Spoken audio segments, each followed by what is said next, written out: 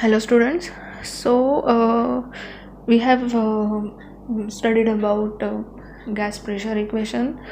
Now with using that equation we are going to write equation for root mean square. पहले तो ये जान लो कि रूट मीन स्क्वायर होता क्या है.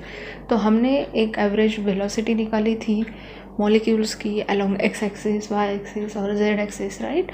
तो इसके हमें रूट निकालना है, मीन स्क्वायर का रूट निकालना है. तो जो भी आपकी वी स्क्वायर बार ये जो वैल्यू आई है उसका रूट हमें निकालना है, उसका रूट वैल्यू निकालना है.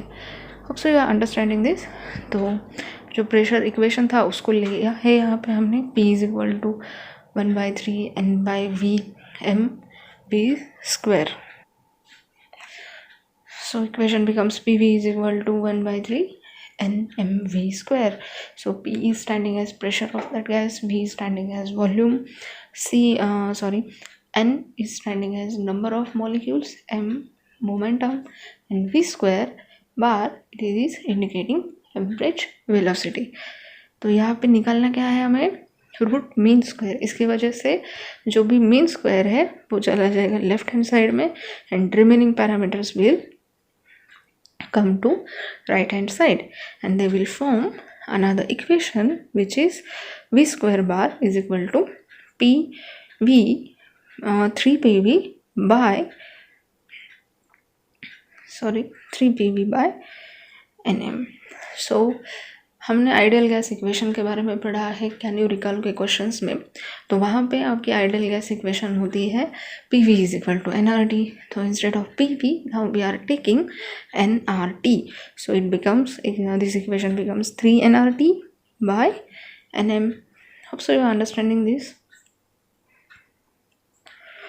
अभी यहाँ पे कैन यू रिकॉल के क्वेश्चन में हमने एक बार पढ़ी थी कि N is equal to capital N by Na.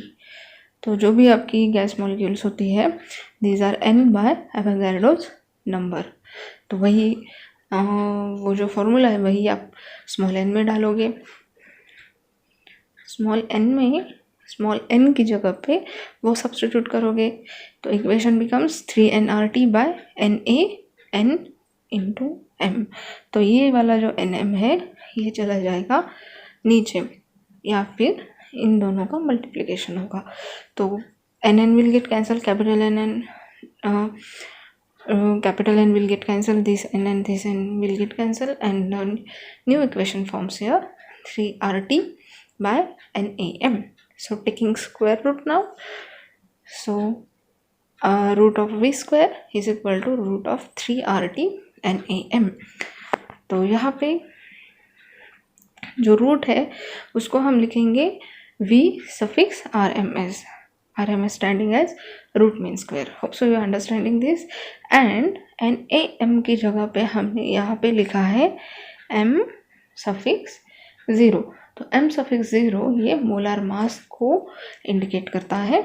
तो NAM ये जो है Avogadro's number into molar mass.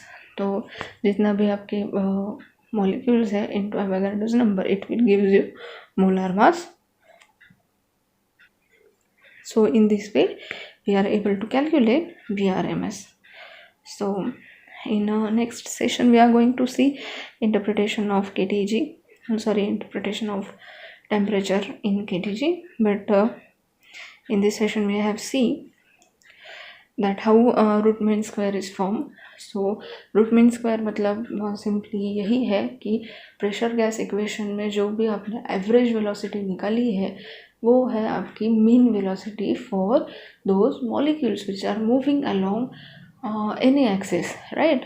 तो उसका हमें ओरिजिनल वैल्यू निकालना है और इसकी वजह से हमें वहाँ पे रूट ये सिंबल यूज़ करना पड़ेगा और जिसको ही हम VRMS भी बोल सकते हैं. So hope so you are understanding this very well. Thank you.